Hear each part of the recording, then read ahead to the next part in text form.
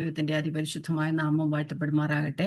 നമുക്ക് വീണ്ടും ദൈവത്തിന്റെ വചനവുമായി ദൈവസന്നിധിയിലായിരിക്കാൻ ദൈവം തരുന്ന ദൈവത്തിന്റെ വലിയ കൃപകൾക്കായി ദൈവത്തിന് സ്തോത്രം ചെയ്യാം.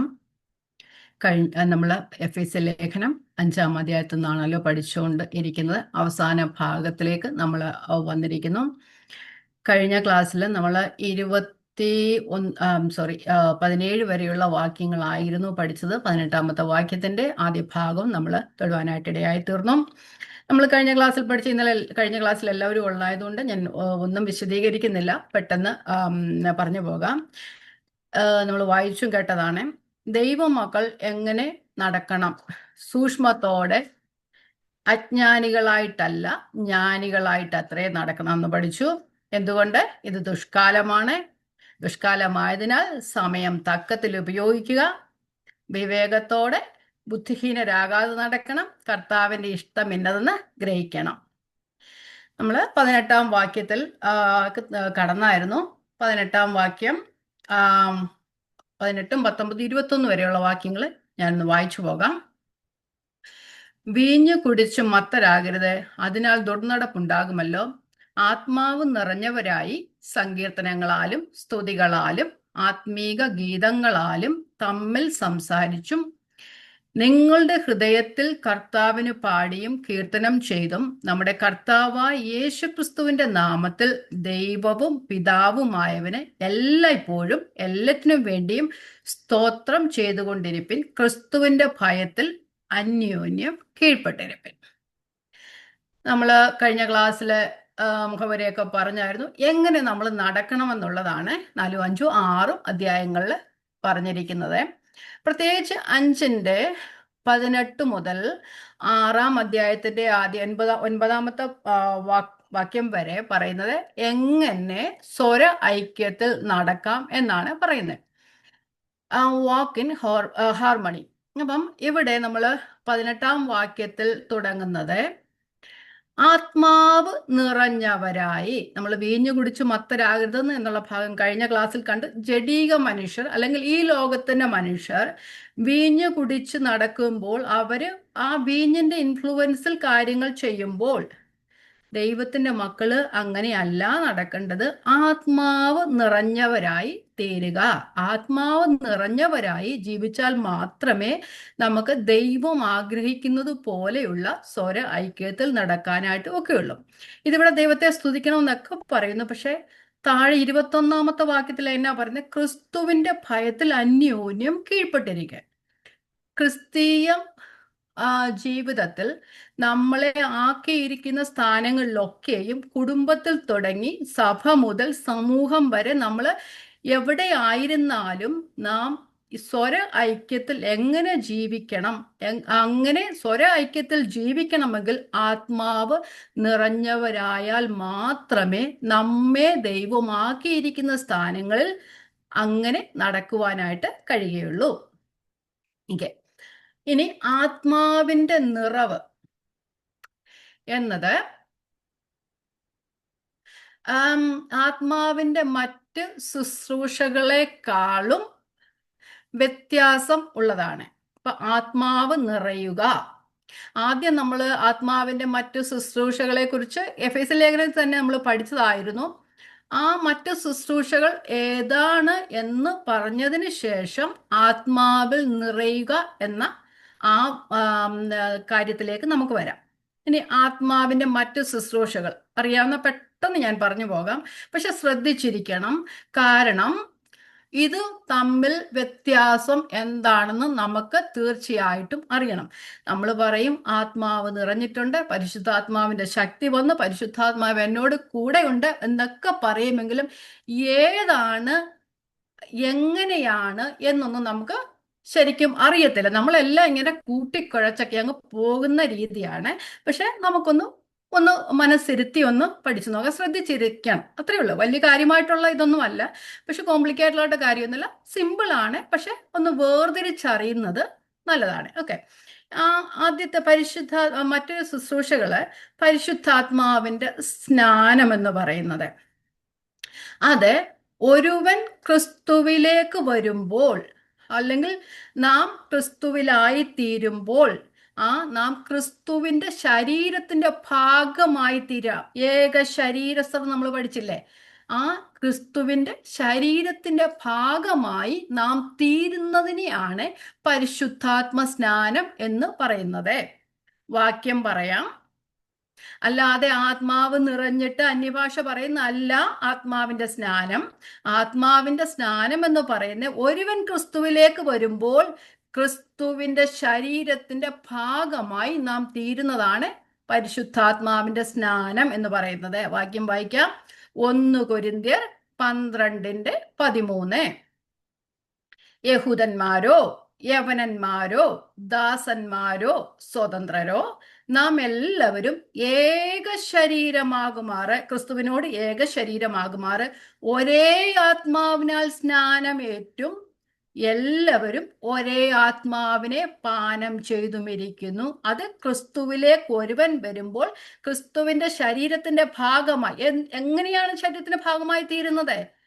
പരിശുദ്ധാത്മാവിനാൽ. പരിശുദ്ധാത്മാവ് നമ്മിൽ വന്ന് ആവസിക്കുമ്പോൾ നാം ക്രിസ്തുവിന്റെ ശരീരത്തിന്റെ ഭാഗമായി തീരുന്നു. അതിനെയാണ് ആത്മാവിന്റെ സ്നാനം എന്ന് പറയുന്നത്. ഇനി രണ്ടാമത്തെ കാര്യം, ഇനി ക്രിസ്തു നമ്മിൽ വന്നു, നാം ക്രിസ്തുവിന്റെ ശരീരത്തിന്റെ ഭാഗമായി. പക്ഷെ ആ പരിശുദ്ധാത്മാവ് നമ്മെ വിട്ടുപോകുന്നില്ല. എപ്പോഴും നമ്മോടുകൂടെ ഇരിക്കേണ്ടതിന് പരിശുദ്ധാത്മാവ് നമ്മോട് കൂടെയുണ്ട്. അതിനാണ് പറയുന്നത് പരിശുദ്ധാത്മാവിന്റെ വാസം നമ്മളിലുണ്ട്. ഇപ്പം ആദ്യം പറഞ്ഞു പരിശുദ്ധാത്മാവ് ഉള്ളിൽ വന്നു, സ്നാനം. പക്ഷെ ആ പരിശുദ്ധാത്മാവ് എപ്പോഴും നമ്മോട് കൂടെ ഇരിക്കുന്നു. എബൈഡ് ഇൻ ക്രൈസ്റ്റ് എന്ന് നമ്മൾ പറയത്തില്ലേ? ജോൺ 15 പറയുന്നുണ്ട് ക്രിസ്തുവിൽ വസിക്കുക. അപ്പം ആ ക്രിസ്തുവിന്റെ പരിശുദ്ധാത്മാവിന്റെ വാസം നമ്മളിലാകുന്നു. വായിക്കാം. യോഹന്നാന്റെ സുവിശേഷം 14-ാം അധ്യായം 16 എന്നാൽ ഞാൻ പിതാവിനോട് ചോദിക്കും, അവൻ സത്യത്തിന്റെ ആത്മാവ് എന്ന മറ്റൊരു കാര്യസ്ഥനെ എന്നേക്കും നിങ്ങളോടുകൂടെ ഇരിക്കേണ്ടതിന് നിങ്ങൾക്ക് തരും. അപ്പൊ ആ പരിശുദ്ധാത്മാവ് എന്നേക്കും നമ്മോടുകൂടെ ഇരിക്കും. പണ്ട് പഴയ നിയമത്തിൽ എങ്ങനെയായിരുന്നു? ഓരോ ആവശ്യങ്ങളില്, ഓരോ സന്ദർഭങ്ങളില് പ്രവാചകന്മാരിൽ അവർ പ്രവചിക്കുന്ന സമയത്ത് ദാവീദിന്റെ മേൽ ആത്മാവ് വന്നു എന്ന് നമ്മൾ, ശിംശോന്റെ മേൽ ആത്മാവ് വന്നു എന്ന് പറയും. അപ്പൊ ഓരോ ദൈവം വെച്ചിരിക്കുന്ന ആ ഒരു പ്രത്യേക കാര്യത്തിനു വേണ്ടി വരികയും പോവുകയും ചെയ്യുമായിരുന്നു. പക്ഷെ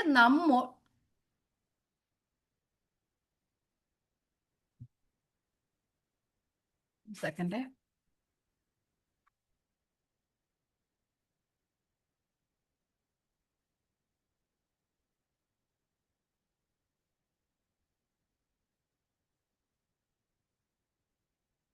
പക്ഷെ പുതിയ നിയമത്തിൽ വരുമ്പോൾ നാം ക്രിസ്തുവിന്റെ ശരീരത്തിന്റെ ഭാഗമാകുമ്പോൾ പരിശുദ്ധാത്മാവിനെ നാം സ്വീകരിക്കുകയും പരിശുദ്ധാത്മാവ് നമ്മിൽ വസിക്കുവാൻ നാം അനുവദിക്കുകയും ചെയ്യുമ്പോൾ പരിശുദ്ധാത്മാവ് നമ്മിൽ എപ്പോഴും വാസം ചെയ്യും. അതാണ് പരിശുദ്ധാത്മാവിന്റെ വാസം എന്ന് പറയുന്നത്. അപ്പൊ ആ പരിശുദ്ധാത്മാവ് നമ്മളോട് കൂടെ ഇരിക്കുന്നത് എന്തിനു വേണ്ടിയിട്ടാ? വാസം ചെയ്യുന്ന എന്തിനു വേണ്ടി? നാം ദൈവത്തെ ആരാധിക്കാനാണോ? ദൈവത്തെ ആരാധിക്കുക എന്നത് ഒരു ഭാഗമാണ്, അല്ലെങ്കിൽ ഒരു പാഠമാണ്, ഒരു ഉത്തരവാദിത്തമാണ്. എങ്കിൽ തന്നെയും നാം വിശുദ്ധരായി ജീവിക്കാനാണ് ദൈവത്തിന്റെ ആത്മാവിനെ നമ്മുടെ ഉള്ളിൽ തന്നിരിക്കുന്നത്. ദൈവത്തെ ആരാധിക്കാൻ വേണ്ടി മാത്രമല്ല, നാം വിശുദ്ധരായി എന്തൊട്ടായി തന്നെ അവൻ മുന്നറിഞ്ഞവരെ തൻ്റെ പുത്രൻ അനേകം സഹോദരന്മാരിൽ ആദ്യജാതനാകേണ്ടതിന്, അല്ല, ക്രിസ്തുവിനെ നമുക്ക് തന്നത് നാം ക്രിസ്തുവിനെ പോലെ ആയിത്തീരണം. അതിനാണ് പരിശുദ്ധാത്മാവ് നമ്മുടെ ഉള്ളിൽ വാസം ചെയ്യുന്നത്. ഓക്കെ, അത് കഴിഞ്ഞിട്ട് നമ്മൾ 1 യോഹന്നാൻ 2:27 കാണുന്നു, അഭിഷേകമായി നമ്മോട് കൂടെ ഇരുന്ന് നമ്മെ ഉപദേശിക്കുന്നു. അപ്പൊ പരിശുദ്ധാത്മാവിന്റെ അഭിഷേകം എന്ന് പറഞ്ഞാൽ അഭിഷേകമായി നമ്മോട് കൂടെ ഇരുന്ന്, ഈ വാസം ചെയ്യുന്ന പരിശുദ്ധാത്മാവ് വെറുതെ ഇവിടെ ഇരിക്കുകയല്ല ചെയ്യുന്നത്, നമ്മെ ഉപദേശിച്ചു തരും. അതാണ് 1 ജോൺ 2:27 ഞാൻ വായിക്കാം. അവനാൽ പ്രാപിച്ച അഭിഷേകം, ക്രിസ്തുവിനാൽ പ്രാപിച്ച അഭിഷേകം, പരിശുദ്ധാത്മാവ് നിങ്ങളിൽ വസിക്കുന്നു. ആരും നിങ്ങളെ ഉപദേശിപ്പാൻ ആവശ്യമില്ല. അവന്റെ അഭിഷേകം തന്നെ നിങ്ങൾക്ക് സകലം ഉപദേശിച്ചു തരികയാലും അത് ഭോഷ്കല്ല, സത്യം തന്നെ ആയിരിക്കാലും അത് നിങ്ങളെ ഉപദേശിച്ചതുപോലെ നിങ്ങൾ അവനിൽ വസിപ്പീൻ. അപ്പം വാസമുണ്ട്, അഭിഷേകം ഉണ്ട്. ഇനി അടുത്തത് അച്ചാരവും മുദ്രയും. അത് നമുക്കറിയാം, ആദ്യം തന്നെ ഉള്ളതാണ്. അച്ചാരവും മുദ്രയും നമ്മൾ എഫേസ്യ ലേഖനം 1-ാം അധ്യായത്തിൽ പഠിച്ചതാണ്. വായിച്ചു പോകാം. 1-ന്റെ 13-14 വാക്യങ്ങൾ. ദൈവം നമുക്ക് പരിശുദ്ധാത്മാവിനെ അച്ചാരമായി തന്ന് ദൈവത്തിന്റെ അവകാശം, നമ്മൾ ദൈവത്തിന്റെ അവകാശമാണെന്ന് അന്ന് ഉറപ്പിക്കുകയും വീണ്ടെടുപ്പ് നാളിനായി നമ്മെ മുദ്രയിട്ട് സൂക്ഷിക്കുകയും ചെയ്യുന്നു. ഇത് എൻ്റെ സ്വന്തമാണ്, ദൈവത്തിന്റെ പൊസഷനാണ് നാം എന്ന് മുദ്രയിട്ട് അച്ചാരമായിട്ട് പരിശുദ്ധാത്മാവിനെ തന്ന് നമ്മെ പരിശുദ്ധാത്മാവിനെ മുദ്രയിട്ട് സൂക്ഷിക്കുന്നു. രക്തത്താൽ മുദ്രയിടുകയല്ല ചെയ്യുന്നത്, പരിശുദ്ധാത്മാവിനാൽ മുദ്രയിടുന്നു. മനസ്സിലാക്കണം. ഓക്കെ, എഫേസ്യർ 1-ന്റെ 13-14. അവനിൽ നിങ്ങൾക്കും നിങ്ങളുടെ രക്ഷയെക്കുറിച്ചുള്ള സുവിശേഷം എന്ന സത്യവചനം നിങ്ങൾ കേൾക്കുകയും അവനിൽ വിശ്വസിക്കുകയും ചെയ്തിട്ട്. സത്യവചന, യേശുവിനെ വെറുതെ കർത്താവെന്ന് കൈമുയർത്തി പറയുന്നത് മാത്രമല്ല, നിങ്ങളുടെ രക്ഷയെക്കുറിച്ചുള്ള സത്യവചനം എന്ന സുവിശേഷം നിങ്ങൾ കേൾക്കുകയും അവനിൽ വിശ്വസിക്കുകയും ചെയ്തിട്ട് തൻ്റെ സ്വജനത്തിന്റെ വീണ്ടെടുപ്പിനു വേണ്ടി തൻ്റെ മഹത്വത്തിന്റെ പുകഴ്ചയ്ക്കായിട്ട് നമ്മുടെ അവകാശത്തിന്റെ അച്ചാരമായ വാഗ്ദത്തത്തിൻ പരിശുദ്ധാത്മാവിനാൽ മുദ്രയിട്ടിരിക്കുന്നു. ക്രിസ്തുവിനെ സത്യവചനം കേട്ട് വിശ്വസിച്ച എല്ലാവരും പരിശുദ്ധാത്മാവിനെ നൽകുകയും ആ വീണ്ടെടുപ്പ് നാളിനായി, നമുക്ക് വീണ്ടെടുപ്പ് നാളിന് അച്ചാരമായിട്ട് തന്നത്, ആ വീണ്ടെടുപ്പ് നാളിനായി നമ്മളെ മുദ്രയിട്ട് പരിശുദ്ധാത്മാവിനാൽ സൂക്ഷിച്ചിരിക്കുന്നു. നാം ക്രിസ്തുവിനെ രക്ഷിതാവായി സ്വീകരിക്കുമ്പോൾ, ആ പരിശുദ്ധാത്മാവ് നമ്മുടെ ഉള്ളിൽ വരുമ്പോൾ നാം ക്രിസ്തുവിന്റെ ശരീരത്തിന്റെ ഭാഗമാവുകയും ആ പരിശുദ്ധാത്മാവിനാൽ നമ്മെ മുദ്രയിട്ട് സൂക്ഷിക്കുകയും ആ പരിശുദ്ധാത്മാവ് നമ്മൾ വാസം ചെയ്യുകയും പരിശുദ്ധാത്മാവിനാൽ അഭിഷേകം പ്രാപിച്ച്, എന്ന് പറഞ്ഞാൽ നമുക്ക് ഉപദേശിച്ചു തന്നെ ഓരോ ദിവസവുമായി പരിശുദ്ധാത്മാവിനാൽ നമ്മെ നടത്തുകയും ചെയ്യുന്നു. അപ്പോൾ നമ്മൾ പഠിച്ചത് പരിശുദ്ധാത്മാവ് നമ്മളെ സ്നാനം, പരിശുദ്ധാത്മാവിന്റെ സ്നാനം, അഭിഷേകം, വാസം, മുദ്ര, അച്ചാരം. ഇതാണ് മറ്റ് ശുശ്രൂഷ. ഇനി നമുക്ക് ആത്മാവിന്റെ നിറവ് എന്ന കാര്യത്തിലേക്ക് വരാം. നിറവ് എന്നത് ഒരു വ്യത്യസ്തമായ കാര്യമാണ്. നിറവ് എന്നാൽ അത് ഒരു വിശ്വാസിയുടെ ജീവിതത്തിൽ ഒരിക്കലായി സംഭവിക്കുന്ന കാര്യമല്ല, അത് തുടർമാനമായിട്ട് സംഭവിക്കുന്നതാണ്, അത് തുടർന്നുകൊണ്ടേയിരിക്കുന്നതാണ്. നമ്മളിവിടെ വായിച്ചു, ആത്മാവ് നിറഞ്ഞവരായി സങ്കീർത്തനങ്ങളാലും സ്തുതികളാലും ആത്മീക ഗീതങ്ങളാലും എന്നല്ലേ പറഞ്ഞു. അപ്പം ആ ഇന്നത്തെ നമ്മുടെ പരിശുദ്ധാത്മാവിന്റെ നിറവല്ല നാളത്തെ നിറവേ. അപ്പം നമ്മൾ നിറഞ്ഞുകൊണ്ടേ ഇരിക്കണം. ഇവിടെ ആത്മാവിനാൽ നിറയുക അല്ലെങ്കിൽ നിയന്ത്രിക്കപ്പെടുക, നിറയുക എന്ന് പറഞ്ഞാൽ നിയന്ത്രിക്കപ്പെടുക എന്നാണ്. എന്ന് പറഞ്ഞാൽ കൺട്രോൾഡ് ബൈ, നിയന്ത്രിക്കപ്പെടുക. ആത്മാവിന്റെ നിറവെന്ന് പറഞ്ഞാൽ controlled by the holy Spirit. നമുക്ക് വചനത്തിൽ നിന്ന് തന്നെ ഒരു ഉദാഹരണം നോക്കാം. നമ്മിൽ എന്താണ് നിറയുന്നത്, അതാണ് നമ്മെ നിയന്ത്രിക്കുന്നത്. എക്സാമ്പിൾ നമ്മൾ വായിച്ചു കഴിഞ്ഞ ലൂക്കോസിന്റെ സുവിശേഷം 4-28.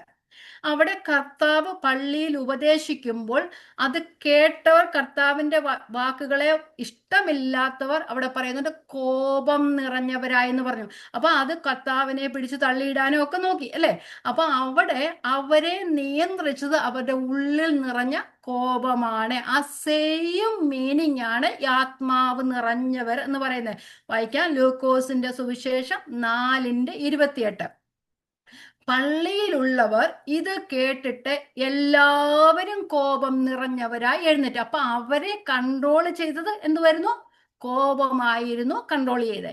ഇനി നമുക്ക് ആ സ്തേഫാനോസിനെ ആ കല്ലെറിയാൻ കൊണ്ടുപോകുന്ന സമയത്ത് അവിടെ ജനം കോപം നിറഞ്ഞു, സ്തേഫാനോസ് പരിശുദ്ധാത്മാവിൽ നിറഞ്ഞു എന്ന് അവിടെ കാണുവാനായിട്ട് കഴിയും. അപ്പം കോപം നിറഞ്ഞ ജനത്തിന്റെ പ്രതികരണവും പരിശുദ്ധാത്മാവ് നിറഞ്ഞ സ്തേഫാനോസിന്റെ പ്രവൃത്തി നമുക്കവിടെ നോക്കാം. അപ്പോസ്തല പ്രവൃത്തി 7:54 മുതലുള്ള വാക്യങ്ങൾ.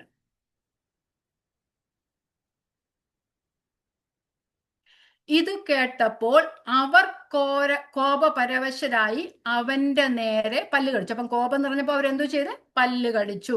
അവനോ പരിശുദ്ധാത്മാവ് നിറഞ്ഞവനായി സ്വർഗത്തിലേക്ക് ഉറ്റുനോക്കി ദൈവമഹത്വവും ദൈവത്തിന്റെ വലതുഭാഗത്ത് യേശു നിൽക്കുന്നതും കണ്ടു. അപ്പൊ എന്തു പറഞ്ഞു? അവിടെ കോപം നിറഞ്ഞവര് കോപപരവശരായി നേരെ പല്ല് കടിച്ച് കല്ലെറിഞ്ഞു അല്ലെ. പക്ഷെ ഇവിടെ പരിശുദ്ധാത്മാവ് നിറഞ്ഞവനായ സ്തേഫാനോസ് അവരുടെ നേരെ പല്ല് കടിക്കുകയോ അവരുടെ നേരെ ബഹളം വെക്കുകയോ എന്തെങ്കിലും പറയുകയല്ല ചെയ്ത്, സ്വർഗത്തിലേക്ക് നോക്കിയിട്ട് ദൈവമഹത്വവും ദൈവത്തിന്റെ വലതുഭാഗത്ത് യേശു നിൽക്കുന്നതും കണ്ടു. ഇതാ സ്വർഗം തുറന്നിരിക്കുന്നു, മനുഷ്യപുത്രൻ ദൈവത്തിന്റെ വലതുഭാഗത്ത് നിൽക്കുന്നതും ഞാൻ കാണുന്നു എന്ന് പറഞ്ഞു.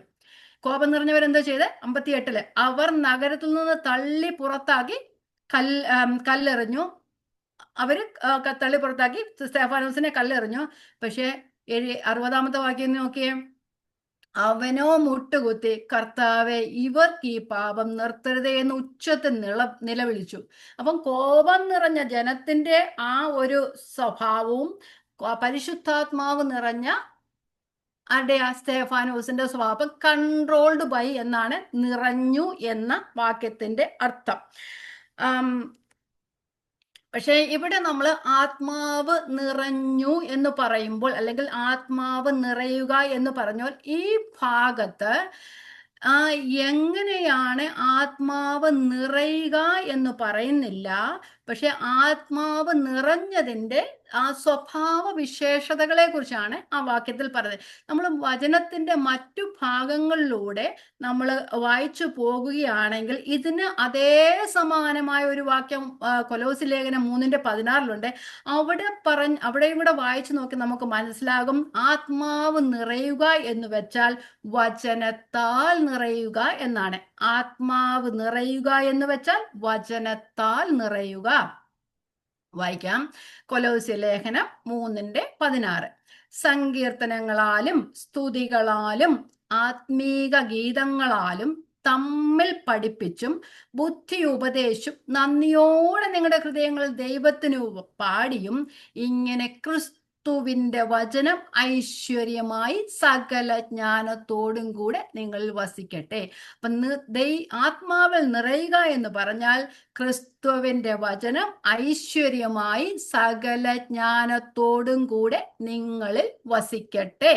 അപ്പം നിറയുക കൺട്രോൾഡ് ബൈ. ഇപ്പം പരിശുദ്ധാത്മാവ് നിറയുക എന്ന് പറഞ്ഞാൽ പരിശുദ്ധാത്മാവ് നമ്മളിരുന്ന് ദൈവത്തിന്റെ വചനങ്ങൾ നമ്മെ പഠിപ്പിക്കുകയും ഉപദേശിക്കുകയും നാം ദൈവത്തിന്റെ വചനത്താൽ കൺട്രോൾഡ് ബൈ, ആ ദൈവത്തിന്റെ വചനത്താൽ നിയന്ത്രിക്കപ്പെട്ട് നമ്മുടെ ജീവിതത്തെ മുമ്പോട്ട് കൊണ്ടുപോവുക എന്നാണ് ആത്മാവ് നിറഞ്ഞാൽ എന്നർത്ഥം. അപ്പൊ നാം വചനം, ഞാൻ പറഞ്ഞു, അത് കണ്ടിന്യൂസ് ആയിട്ടുള്ള ഇതാണ്. ഒരു പ്രാവശ്യം നിറഞ്ഞിട്ട് നിൽക്കുകയല്ല, നിറഞ്ഞുകൊണ്ടിരിക്കുക. അപ്പം പരിശുദ്ധാത്മാവ് എപ്പോഴും നമ്മോട് കൂടെ ഇരിക്കുന്നത്. നമുക്ക് ഈ വചനങ്ങൾ മനസ്സിലാക്കുവാൻ നമുക്ക് മനസ്സിലാവുന്ന എന്തുകൊണ്ടാ? ദൈവത്തിന്റെ പരിശുദ്ധാത്മാവ് നമ്മോട് കൂടെ ഇരിക്കുന്നത് കൊണ്ടാ അല്ലേ. അപ്പം നമ്മൾ കൂടുതൽ പഠിക്കുമ്പോൾ നാം കൂടുതൽ നിറയുകൊണ്ടേ ഇരിക്കും. പഠിക്കുന്നത് എന്തുവാ? നമ്മുടെ ഉള്ളിലെല്ലാം വേണ്ടാത്തതെല്ലാം മാറിപ്പോയിട്ട് ആത്മാവിനാൽ വചനത്താൽ നിറയപ്പെട്ടിട്ട് നമ്മളെ ക്ലീൻ ചെയ്തിട്ട് നമ്മെ വചനത്തിനനുസരിച്ച് നടക്കുവാനായിട്ട് നമ്മെ ശക്തരാക്കി തീർക്കും. അതാണ് കൺട്രോൾഡ് ബൈ എന്ന്, അല്ലെ ആത്മാവിൽ നിറയുക എന്നതിന്റെ അർത്ഥം. ഓക്കെ, ഇനി ആത്മാവിൽ നിറയണമെങ്കിൽ നാം എങ്ങനെയാകണം? ഈ ആത്മാവിൽ നിറയണമെന്ന് ഞാൻ പറഞ്ഞു. ആത്മാവിൽ നിറയണമെങ്കിൽ എങ്ങനെയായാലാണ് ആത്മാവിൽ നിറയുക? നമുക്കറിയാം, ഒരു പാത്രത്തിൽ എന്തെങ്കിലും ഒരു സൊല്യൂഷൻസോ അല്ലെങ്കിൽ എന്തെങ്കിലും ഒരു തിങ്സ് ഇട്ട് നമ്മൾ അതിനെ നിറയ്ക്കണമെങ്കിൽ എന്തോ ചെയ്യണ്ടേ? ആദ്യം അതിനകത്തിരിക്കുന്ന സംഭവങ്ങളെല്ലാം എടുത്ത് കളയണം, അല്ലേ? ആണല്ലോ. അങ്ങനെയാണ് നമ്മെ വചനത്താൽ നിറയ്ക്കണമെന്ന് പറയുമ്പോൾ, അല്ലെ നമ്മെ ആത്മാവിനാൽ നിങ്ങൾക്ക് എല്ലാവർക്കും മനസ്സിലാവുന്നുണ്ടല്ലോ. നാം ആത്മാവിനാൽ നിറയപ്പെടണമെന്ന് പറയുമ്പോൾ നമ്മിലുള്ള എല്ലാ പണ്ടുണ്ടായിരുന്ന എല്ലാ സംഭവങ്ങളെയും എടുത്തു മാറ്റിയാൽ മാത്രമേ അത് നിറയത്തുള്ളൂ. വചനം നിറയുക എന്ന് പറഞ്ഞാൽ നമ്മൾ പഠിക്കും, ക്രിസ്തു നിറയുക, ക്രിസ്തുവിനെ ധരിക്കുക എന്നാണ് അർത്ഥം. അപ്പൊ അങ്ങനെയാവുമ്പോൾ ക്രിസ്തു അല്ലെങ്കിൽ വചനം നമ്മൾ നിറയപ്പെടണമെങ്കിൽ പകുതി സാധനം നമ്മൾ ഇരുന്നുകൊണ്ട് നമുക്ക് നിറയ്ക്കാനായിട്ട് ഒക്കുമോ? ഒരിക്കലുമില്ല. ഫുൾ നിറയണം. അപ്പൊ നിറയണമെങ്കിൽ ഓരോ പ്രാവശ്യവും വചനം പഠിക്കുമ്പോൾ നമ്മളുള്ള ചിലത് മാറിക്കൊണ്ടേയിരിക്കണം. ഓക്കെ, ആ ഒരു 3-4 പോയിന്റ് ഞാൻ ഇങ്ങോട്ട് പറഞ്ഞു വരാം.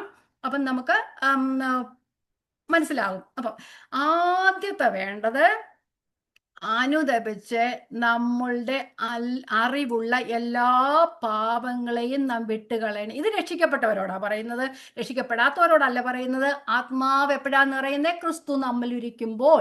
ആ ആത്മാവ് എന്നും നിറഞ്ഞപ്പെട്ടേ ഇരിക്കുന്നു. അപ്പൊ നമ്മൾ രക്ഷിക്കപ്പെട്ടു വന്നാലും നാം ഈ ജഡത്തിൽ ജീവിക്കും, അല്ലെ ക്രിസ്തുവിനെ സ്വീകരിച്ചു കഴിഞ്ഞു വന്നാലും നാം ഈ ജഡത്തിൽ ജീവിക്കുമ്പോൾ നമ്മൾ തെറ്റുകളെല്ലാം ഉണ്ട്. ഓരോ ദിവസവും നമ്മൾ വചനം വായിക്കുമ്പോൾ നാം നമ്മുടെ ജീവിതത്തിലെ എല്ലാ പാപങ്ങളെയും വിട്ടുകളഞ്ഞ് ഒരു പാപവും ഇനി നമ്മൾ കർത്തൃത്വം നടത്തുവാനായിട്ട് ഇടയായി തീരരുത്. ഒരു പാപവും നമ്മിൽ കർത്തൃത്വം നടത്തുവാനായിട്ട് ഇടയായി തീരരുത്. എല്ലാ ദിവസവും നമ്മൾ ഓരോന്നും ചെയ്യും, ദൈവത്തോട് സോറി പറയും, പിറ്റേ ദിവസവും അത് തന്നെയാണ് നാം ചെയ്തുകൊണ്ടിരിക്കുന്നത്. അങ്ങനെയല്ല വേണ്ടത്. ഞാൻ ഉൾപ്പെടെ ഞാൻ മാറ്റി നിർത്തുന്നില്ല. ഓക്കെ, നമ്മൾ 1 യോഹന്നാൻ 1-ാം അധ്യായം 6 മുതൽ 9 വരെയുള്ള വാക്യങ്ങൾ വായിക്കാം. നമ്മൾ പാപം കർത്തൃത്വം നടത്തരുത്, അവനോട് കൂട്ടായ്മ ഉണ്ട് എന്ന് പറയുകയും ഇരുട്ടിൽ നടക്കുകയും ചെയ്താൽ നാം ഫോഷ്കു പറയുന്നു, സത്യം പ്രവർത്തിക്കുന്നില്ല. അവൻ വെളിച്ചത്തിൽ ഇരിക്കുന്നത് പോലെ നാം വെളിച്ചത്തിൽ നടക്കുന്നു എങ്കിൽ നമുക്ക് തമ്മിൽ കൂട്ടായ്മയുണ്ട്. അവന്റെ പുത്രനായ യേശുവിന്റെ രക്തം സകല പാപവും പോക്കി ശുദ്ധീകരിക്കുന്നു. നാം വചനം നാം ക്രിസ്തുവിന്റെ ആത്മാവ് നമ്മളിരിക്കുന്നു, പരിശുദ്ധാത്മാവ് നമ്മളിരിക്കുമ്പോൾ നമ്മൾ ബോധ്യത്തരും, നമ്മളെ ഉപദേശിച്ചരും, ആ സത്യം എന്താണെന്നും നീ നടക്കുന്ന ശരിയല്ല എന്നും നമ്മളെ ബോധിപ്പിക്കുമ്പോൾ നാം ഏറ്റുപറയണം. ഒരിക്കൽ ഏറ്റുപറഞ്ഞ് പാപമോചനം സംഭവിച്ചത് കൂടാതെ ദിവസേന വിശുദ്ധീകരണം നമ്മൾ ആവശ്യമാണ്. ആദ്യം നാം ഏറ്റുപറയുമ്പോൾ നമ്മൾ കഴിഞ്ഞകാല പാപങ്ങളെല്ലാം ദൈവം ക്ഷമിക്കും. പക്ഷേ ഓരോ ദിവസവും നാം പാപം ചെയ്യുമ്പോൾ ഓരോ ദിവസവും നാം ഏറ്റുപറയണം. 1:8 നമുക്ക് പാപമില്ല എന്ന് നാം പറയുന്നു എങ്കിൽ നമ്മെ തന്നെ വഞ്ചിക്കുന്നു, സത്യം നമ്മിൽ ഇല്ലാതെയാകുന്നു. നമ്മുടെ പാപങ്ങളെ ഏറ്റുപറയുന്നു എങ്കിൽ അവൻ നമ്മോട് പാപങ്ങളെ ക്ഷമിച്ച് സകല അനീതിയും പോക്കി നമ്മെ ശുദ്ധീകരിപ്പാൻ തക്കവണ്ണം വിശ്വസ്തനും നീതിമാനും ആകുന്നു. അപ്പൊ ആദ്യം നമ്മുടെ പാപങ്ങളെ എല്ലാം മാറ്റിക്കളഞ്ഞാലേ നിറയാനൊക്കത്തുള്ളൂ. ഇനി രണ്ടാമത്തെ കാര്യം, നമ്മെ തന്നെ പൂർണ്ണമായി ദൈവത്തിന് സമർപ്പിക്കുക. ജീവിതത്തിന്റെ എല്ലാ മേഖലകളിലും നമ്മളുടെ ആഗ്രഹങ്ങൾ, ബുദ്ധി, ശരീരം, സമയം, നിക്ഷേപം, എല്ലാ മേഖലകളും നമ്മൾ ദൈവത്തിന്റെ സന്നിധിയിൽ നമ്മെ സമർപ്പിക്കുക. നമ്മള് റോമാലേഖനം 12:1-2 ബുദ്ധിയുള്ള ആരാധനയായി സമർപ്പിക്കുക, അല്ലെ? ജീവനും ആ ശരീരത്തെയും മനസ്സിനെയും നാം സമർപ്പിക്കുക. ശരീരത്തെ മാത്രമല്ല, മനസ്സിനെ മാത്രമല്ല, ശരീരത്തെയും നമ്മയും നമുക്കുള്ളതിനെ എല്ലാം നാം സമർപ്പിക്കണം. ജീവനുള്ള ആരാധനയായി തീരണം. സഹോദരന്മാരെ, ഞാൻ ദൈവത്തിന്റെ മനസ്സലിവ് ഓർപ്പിച്ച് നിങ്ങളെ പ്രബോധിപ്പിക്കാൻ, നിങ്ങൾ ബുദ്ധിയുള്ള ആരാധനയായി നിങ്ങളുടെ ശരീരങ്ങളെ ജീവനും വിശുദ്ധിയും ദൈവത്തിന് പ്രസാദവുമുള്ള യാഗമായി സമർപ്പിപ്പീൻ. ഈ ലോകത്തിന് അനുരൂപമാകാതെ നന്മയും പ്രസാദവും പൂർണ്ണതയുമുള്ള ദൈവഹിതം എന്ന് തിരിച്ചറിയേണ്ടതിന് മനസ്സു പുതുക്കി രൂപാന്തരപ്പെടുക. സോ അപ്പൊ നമ്മള് മനസ് സബ്മിറ്റ് ചെയ്യണമെങ്കിൽ ഞാൻ പറഞ്ഞു, നമ്മുടെ സമയം, നിക്ഷേപം, ശരീരം, ബുദ്ധി, ആഗ്രഹങ്ങള് മനസ്സിലാക്കണം. നമ്മെ ദൈവത്തിൽ നിന്ന് അകറ്റുന്ന, നമ്മളുടെ സമയം വേർതിരിച്ചു കളയുന്ന, ദൈവത്തിങ്കിലേക്ക് ജോലി ചെയ്യണം, വീട്ടിലെ കാര്യങ്ങൾ ചെയ്യണം, അതൊക്കെ ശരിയാണ്. അതിനപ്പുറമായിട്ട് ദൈവത്തിന്റെ സന്നിധിയിൽ ഇരിക്കാൻ നമ്മെ അനുവദിക്കാത്ത എല്ലാ കാര്യങ്ങളെയും നാം സബ്മിറ്റ് ചെയ്യണം. നമുക്ക് ദൈവം സമയം തരുന്നതാണ്. ആ സമയം 10 നമ്മൾ ദൈവത്തിന് കൊടുക്കണമെന്നാ പറഞ്ഞ. 10 കൊടുക്കണമെങ്കിൽ നമ്മൾ ഒരു ദിവസം എത്ര കൊടുക്കണം? അപ്പൊ ഈ അത്ര സമയം നമുക്ക് ദൈവത്തിന്റെ സന്നിധിയിൽ അത് നോക്കണം. അത് നമ്മുടെ മക്കളാകട്ടെ, പെറ്റാകട്ടെ, അങ്ങനെയാകട്ടെ, ഇങ്ങനെയാകട്ടെ, അങ്ങനെ നമ്മളുടെ വേറെ കാര്യങ്ങളാകട്ടെ, അത് എല്ലാ കാര്യങ്ങളിലാണ് എൻ്റെ സമയം ചെലവാക്കുന്നതെങ്കിൽ ഞാൻ കംപ്ലീറ്റ് സബ്മിഷനിലേക്ക് വരുവാനായിട്ട് ബുദ്ധിമുട്ടാണ്. എൻ്റെ ഹോബികളാകട്ടെ എല്ലാം നാം ദൈവത്തിന് സമർപ്പിക്കുക. അപ്പം ആ സമർപ്പണം അവിടെ ആവശ്യമാണ്. ഇനി മൂന്നാമത്തത്, ക്രിസ്തുവിന്റെ വചനം സകല ജ്ഞാനത്തോടും കൂടെ വസിക്കണം. നമ്മൾ വായിച്ചാണ് കൊലോസ്യ ലേഖനം 3:16. അപ്പൊ ഇത്ര എനിക്ക് അനുതപിക്കണം, എൻ്റെ പാപങ്ങളെ ഞാൻ ഏറ്റുപറയണം, ദൈവം അപ്പോൾ കഴുകിക്കളയും, എന്നിട്ട് നമ്മെ പൂർണ്ണമായി ദൈവഹിതത്തിന് സമർപ്പിക്കണം. അങ്ങനെയായാൽ മാത്രമേ ദൈവത്തിന്റെ വചനം ഐശ്വര്യമായി നമ്മൾ വസിക്കത്തുള്ളൂ. എന്നിട്ട് കർത്താവ് ചെയ്തതുപോലെ നമ്മെ തന്നെ ഒഴിക്കണം, ദൈവഹിതത്തിന് നമ്മെ ഏൽപ്പിച്ചു കൊടുക്കണം. പൗലോസ് അപ്പോസ്തലൻ പറയുന്നുണ്ട് ഗലാത്യലേഖനം 2:20, ക്രിസ്തുവിനോട് ഞാൻ ക്രൂശിക്കപ്പെട്ടിരിക്കുന്നു, ക്രിസ്തുവിനോടുകൂടെ ഞാൻ ക്രൂശിക്കപ്പെട്ടിരിക്കുന്നു. ഇനി ജീവിക്കുന്ന ഞാനല്ല, ക്രിസ്തു അത്രേ എന്നിൽ ജീവിക്കുന്നു. ഇപ്പോൾ ഞാൻ ജഡത്തിൽ ജീവിക്കുന്നു. എന്നെ സ്നേഹിച്ചു എനിക്ക് വേണ്ടി തന്നെത്താൻ ഏൽപ്പിച്ചു കൊടുത്ത ദൈവോത്തരങ്ങൾക്ക് വിശ്വാസത്തിന്. ഈ വാക്യം പറയുമ്പോൾ എല്ലാവരും ആമേൻ പറയും. അതൊക്കെ ശരി തന്നെയാണ്, എല്ലാ വാക്യം കാണാതെ അറിയാം. പക്ഷേ നമ്മൾ അങ്ങനെയാണോ? അതാണ് ആവശ്യം. വാക്യങ്ങൾ നമുക്ക് കാണാതെ എല്ലാവർക്കും അറിയാം. പക്ഷെ നമ്മൾ നോക്കണം, നമ്മൾ അങ്ങനെയാണോ? ഞാൻ ക്രിസ്തുവിനോടുകൂടെ ക്രൂശിക്കപ്പെട്ടിരിക്കുന്നു. ക്രൂശ് എന്ന് പറഞ്ഞാൽ മരണം എടുക്കുക. എൻ്റെ മരണമാണ് ഞാൻ യേശുവിനെ സ്വീകരിച്ചു എന്നതിൻ്റെ അർത്ഥം. അപ്പം ക്രിസ്തുവിനോടുകൂടെ നാം ക്രൂശിക്കപ്പെടണം. ഒരു വാക്യമല്ല, ഒരു എക്സാമ്പിൾ പറഞ്ഞിട്ട് മുമ്പോട്ട് പോകാം.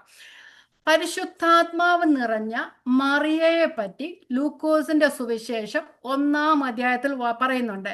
അപ്പം പരിശുദ്ധാത്മാവ് നിറഞ്ഞ മറിയ എങ്ങനെയായിരുന്നു? അവിടെ എന്താ മറിയ പറഞ്ഞ? ഗബ്രിയേൽ ദൂതൻ അവളുടെ അടുത്ത് 14 വയസ്സ്, അല്ലെങ്കിൽ 12 മുതൽ 16 വരെ വയസ്സുള്ള ഒരു യൗവനക്കാരത്തിയായ മറിയയ്ക്ക് എന്താ അറിയാമായിരുന്നു? ഗബ്രിയേൽ ദൂതൻ ഒന്നും സംഭവിക്കാൻ സാധ്യതയില്ലാത്ത കാര്യത്തെക്കുറിച്ച് പറഞ്ഞപ്പോൾ മറിയ പറഞ്ഞു, മറിയയ്ക്ക് അതിന്റെ ഭവിഷ്യത്തുകളൊക്കെ അറിയാം. അന്നത്തെ സാഹചര്യത്തിൽ കല്ലേറ് കൊള്ളും, അതുപോലെ മരണം വരെ സംഭവിക്കാമെന്ന് അറിയാമായിരുന്ന മറിയ പറയുകയാണ്, ഞാൻ കർത്താവിന്റെ ദാസി, നീ പറഞ്ഞതുപോലെ എനിക്ക് സംഭവിക്കട്ടെ. അല്ലേ? അപ്പൊ അത് കഴിഞ്ഞിട്ട് തന്നെത്താൻ ഏൽപ്പിച്ചു കൊടുത്ത മറിയ എലിസബത്തിനെ കാണാനായിട്ട് പോകുന്നുണ്ട്. അപ്പൊ ആ മറിയയുടെ വായിൽ നിന്ന് വന്ന വാക്കുകളെ നമുക്ക് നോക്കാം. ആത്മാവ് നിറഞ്ഞ മറിയയുടെ പ്രത്യേകത. ലൂക്കോസ് 1:46 മുതലുള്ള വാക്യങ്ങൾ ഞാൻ കുറച്ച് മാത്രം വായിച്ചു പോകാം. അപ്പോൾ മറിയ പറഞ്ഞത്, എൻ്റെ ഉള്ളം കർത്താവിനെ മഹിമപ്പെടുത്തുന്നു, എൻ്റെ ആത്മാവ് എൻ്റെ രക്ഷിതാവായ ദൈവത്തിൽ ഉല്ലസിക്കുന്നു, അവൻ തൻ്റെ ദാസിയുടെ താഴ്ച കടാക്ഷിച്ചിരിക്കുന്നുവല്ലോ, ഇന്നു മുതൽ എല്ലാ തലമുറകളും എന്നെ ഭാഗ്യവതി എന്ന് വാഴ്ത്തും. പുറത്തു നോക്കിയാൽ ഭാഗ്യവതി എന്ന് വാഴ്ത്തുമോ? കല്ലേറ അല്ലേ? നിന്ദിതയായവളെന്നാ പറയുന്നത്. അങ്ങനെ പറഞ്ഞാൽ പറയാണ്, ശക്തനായവൻ എനിക്ക് വലിയവ ചെയ്തിരിക്കുന്നു, അവന്റെ നാമം പരിശുദ്ധം തന്നെ. വാക്ക് ഞാനൊന്നും വായിക്കുന്നില്ല.